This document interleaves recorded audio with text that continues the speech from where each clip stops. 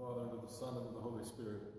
Dear brothers and sisters, today we have the last day for venerating the cross. And I know on the schedule this past Sunday, we plan to have the Lenten Vespers live stream in place of the pre-sanctified liturgy, which we would hold in normal times. However, and to try to arrange some form of our adult education live stream. However, plans are always changing. Today, on the Holy Mountain of Athos, they have arranged that all the 20 monasteries will have an all-night vigil, a very long all-night vigil, that will really go all night, asking God through the prayers of St. Theotokos and St. Haralambos to deliver the world from the threat of the current pandemic. So what we're going to do tonight for both devotion and edification is read the whole Kontakion for the Sunday of the Cross. And the part of the Kontakion that we usually hear, "Now the flaming sword no longer guards the gates of paradise," is read at the hours during this week, and it's read as the cross is sung as the cross is taken back into the altar at the end of the week. So, we don't usually hear all the strophes. Now, the strophes take place as a dialogue between Hades, which we would call the grave. It would be death personified. Or more modern conscious, we would call that it's the death personified whom we sometimes see defeated at the bottom of the icon of the resurrection. And he is raising the alarm bell to Satan, who's telling him not to worry. Satan claims to have everything under control. It's actually rather humorous, and this goes back to a very, very old kind of poetry in the ancient Near East, where you use as a genre to cause your enemies to argue so that they can laugh at their enemies and take courage. They've found poems of this genre in like cuneiform tablets and whatnot. This specific one, where the congregation of Christians are called upon to laugh at their enemies, Satan and death,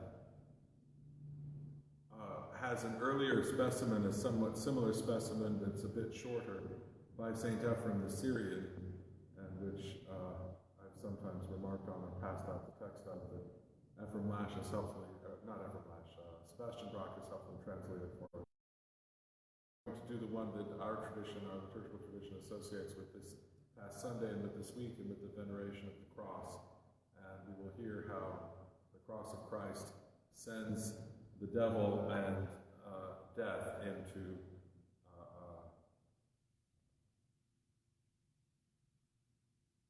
panics and insults at each other.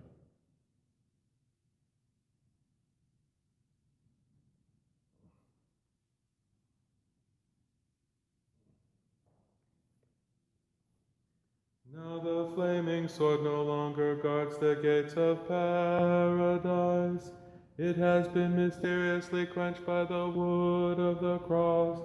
The sting of death and the victory of hell are conquered. But thou, my Savior, hast appeared, crying to those in hell, enter again into paradise.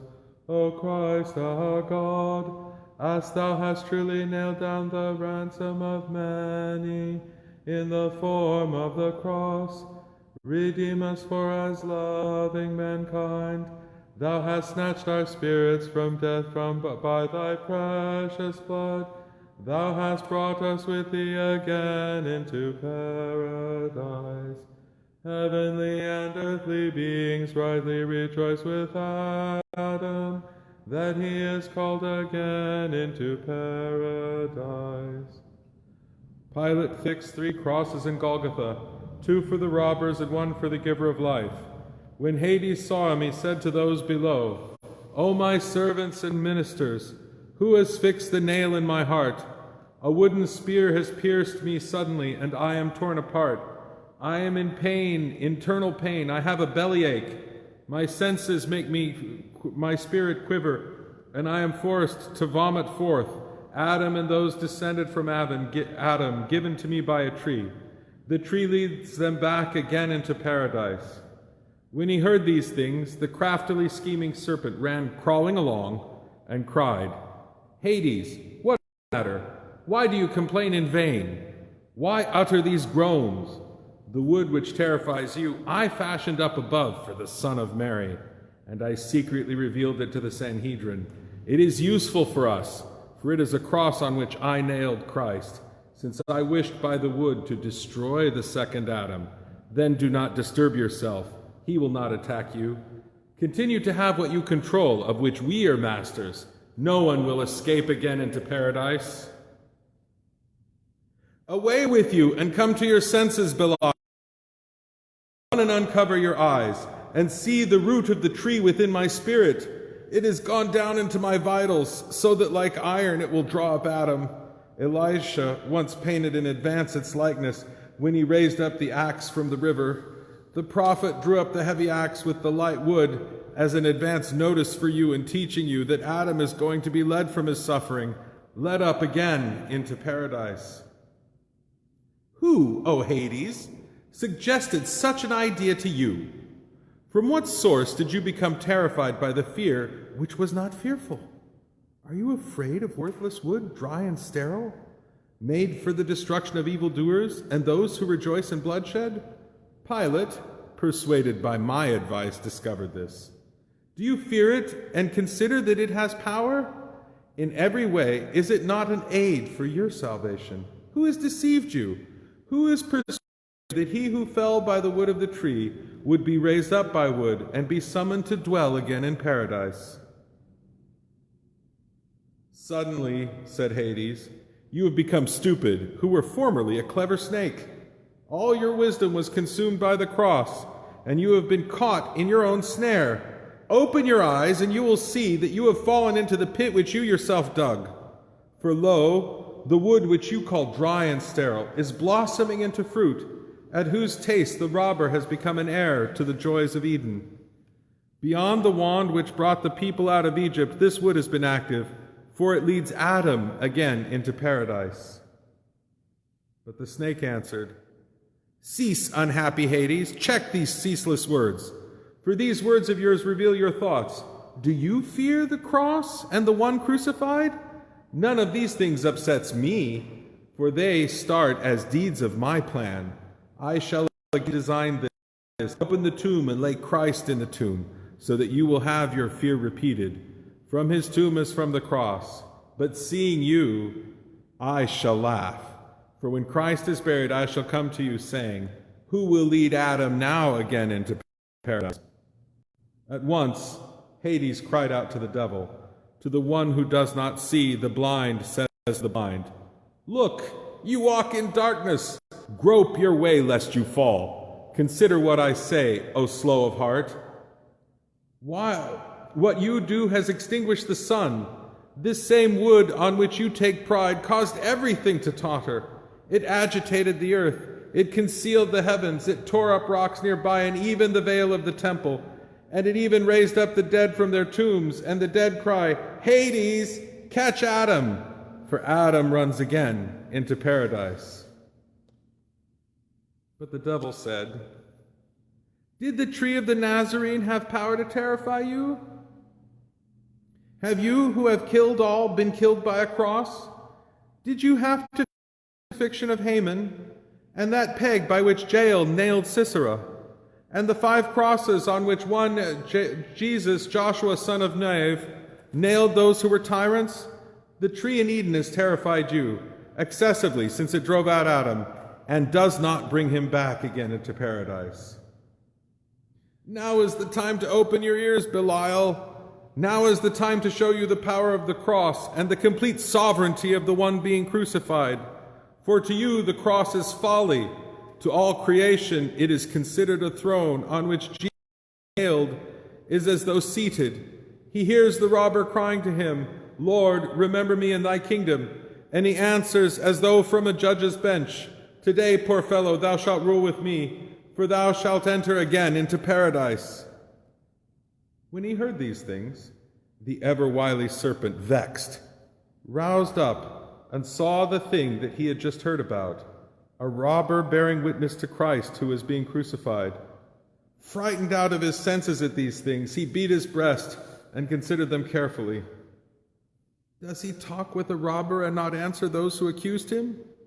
Does he who does not consider Pilate worthy of a word now address a murderer, saying, Come, live in splendor? Who has seen such deeds or words in the case of a robber on a cross? Through what sort of nature does he take him again into paradise? Again, the serpent raised his voice, crying, Hades, my refuge, accept me, for I submit to your orders. Although I did not trust your words, I just saw the wood which terrified you, reddened with blood and water, and I was terrified. I do not speak of the blood, but of the water. For the former points to the death of Jesus, but the latter to his life. For life gushed forth from his side. For not the first, but the second Adam bore Eve, the mother of the living, again into paradise. With these words, the completely villainous one admitted grudgingly that he had fallen along with Hades. At any rate, they doubtless mourned their fall together. What, they say, is this thing to which we have submitted? Whence this wood on which we fell? Its growth has rooted on the earth for our destruction. Although we grafted on it bitter trunks, we have not changed its sweetness. Woe is me, comrade! Woe is me, my brother! As we fell together, so we shall mourn together, for Adam secretly goes again into paradise. How could we not remember the archetypes of that wood? For of old they were revealed in many ways, in many forms, both in the case of those who were saved and those who were destroyed. Noah was saved with wood, but the whole of the disobedient world was destroyed. Moses was glorified by it when he took the rod as though it were a scepter, while Egypt fell into snares through it and was drowned as though in deep waters. For what the cross has now accomplished, it revealed long ago in a pattern. Why then should we not lament? For Adam proceeds again into paradise.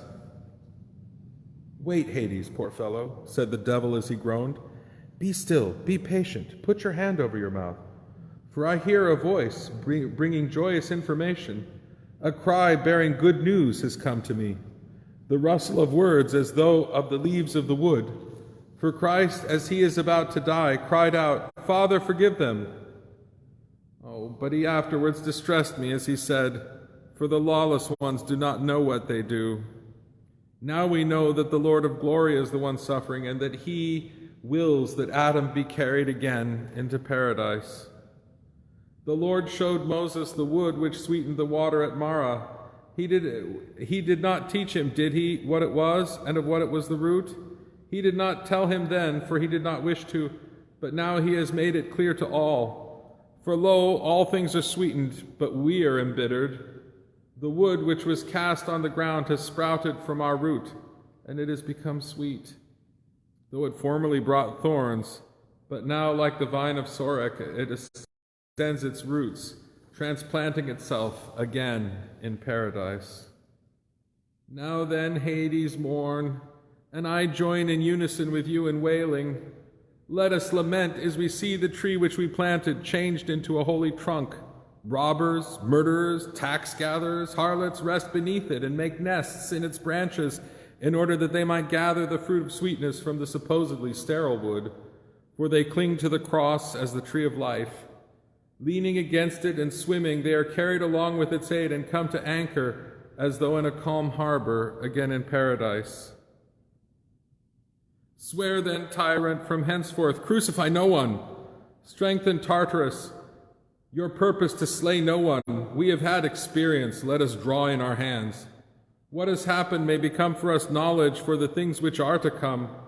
Henceforth, no one of us will tyrannize over the race of Adam, for he is marked with the sign of the cross as a treasure, and he has an immortal vessel, an inviolate pearl.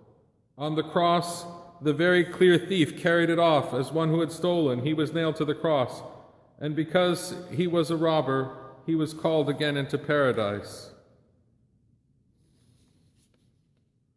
Exalted and glorious God of fathers and youths, thy voluntary shame has become our honor. Let us all boast in thy cross. We shall nail our hearts upon it, in order that we may hang on it our instruments, and sing to thee, Lord of the universe, from the oaks of Zion.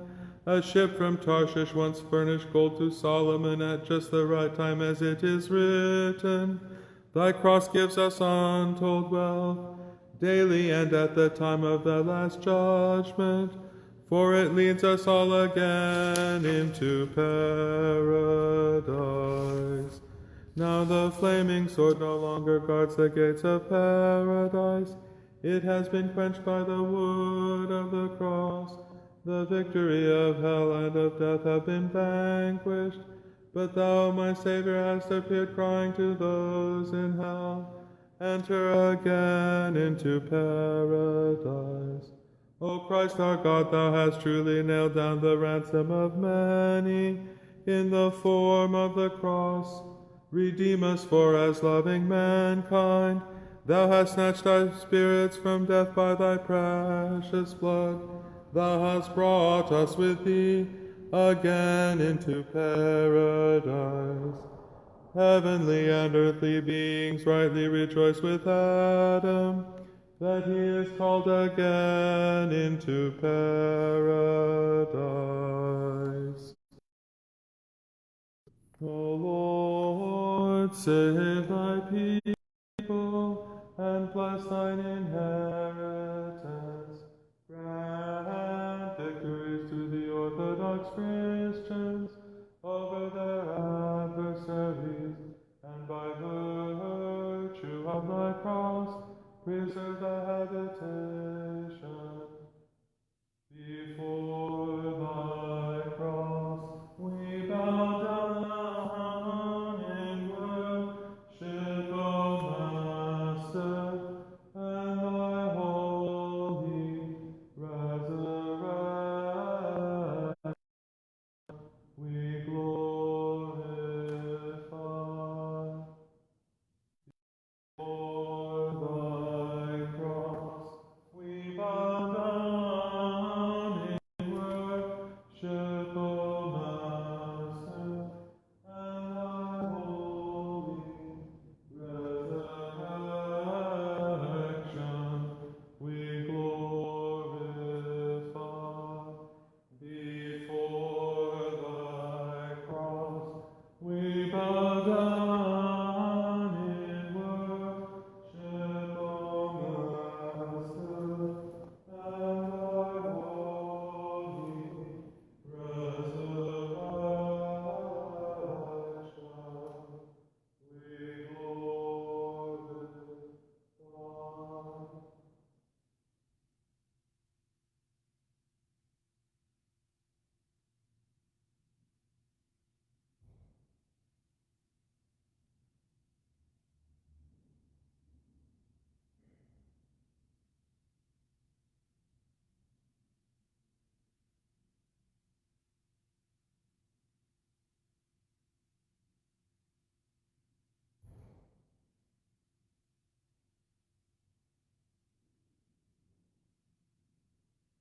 So, brothers and sisters, let us and remember that in Christ, death is already defeated. He has trampled down death by death. And take courage through the sign of the cross. We will pause now, and in a few moments we will begin some added hymns for St. Haralambos, who, as I understand it, is invoked in case of plague. And we will begin this practice momentarily.